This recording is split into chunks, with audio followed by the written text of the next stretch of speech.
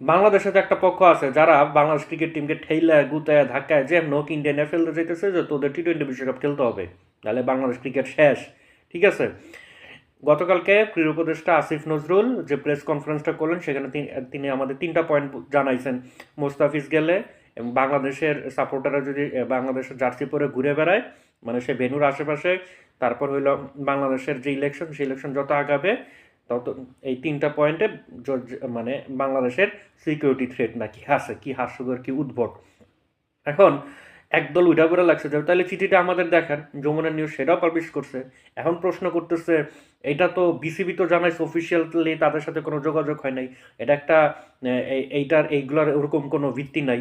আসিফ নজরুলকে এক প্রকার কিভাবে তাকে ছোট করা যায়। এখন বলি আসিফ নজরুল ক্রীড়া উপদেষ্টা আমার তালই না বিয়াই না শ্বশুর না, তার সাফাই গাওয়ার কোনো প্রশ্নই আসে না।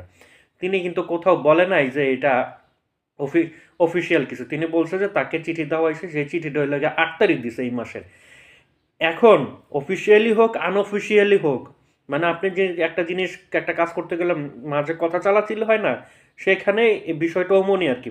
তো সেইখানে তো আপনাকে 3টা পয়েন্ট দিছে, মানে আইসিসি সিকিউরিটি টিম জানাইছে তাদের অ্যাসেসমেন্টটা আছে, তাহলে এই 3টা রিস্ক ফ্যাক্টর বাংলাদেশের জন্য। তার মধ্যে আসলেই রিস্ক ফ্যাক্টর অফিসিয়াল হোক বা আনঅফিসিয়াল হোক।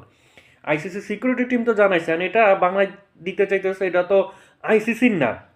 আইসিসি অফিসিয়ালি কিছু জানে না ভাই, কে বলছে এটা? আমরা কেউ বলছি বা আসিফ নজরুল বা যারা এই সামনে কথা বলতেছে যে এটা অফিসিয়াল কিছু, এটা তা কথা চালাচালির মাঝখানের মধ্যবর্তী কথাই, কিন্তু এই পয়েন্ট এই মূল্যায়ন আইসিসি সিকিউরিটি টিম জানাইছে। তা আইসিসি সিকিউরিটি টিমকে আইসিসির বাইরের কিছু?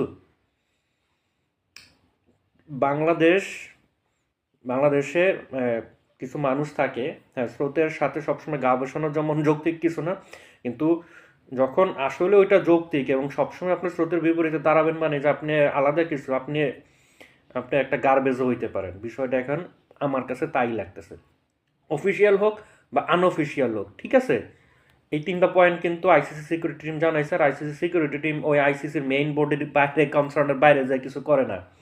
কেন ভাই সোজা জিনিসটা এমনি পেঁচাইতেছেন? মানে আপনারা এখন বললে তো আবার রাতে গা লাগবে, আপনারা কেনই ভারতের এজেন্ডা বাস্তবায়নের জন্য নামছেন? বাংলাদেশে পাঠাইতেই হবে যেমন হোক। আপনার আমার পছন্দ নাই হইবা হইতে পারো কোনো এই সরকারের কাউরে বা বিসিবির কাউরে, কিন্তু তাদের যখন কোনো কিছু মনে হচ্ছে যে একটা রাইট স্ট্যান্ড আছে, তারপরে তাদের বিরোধিতা করতে হবে। কিসের জন্য? কেন রে ভাই? লাভ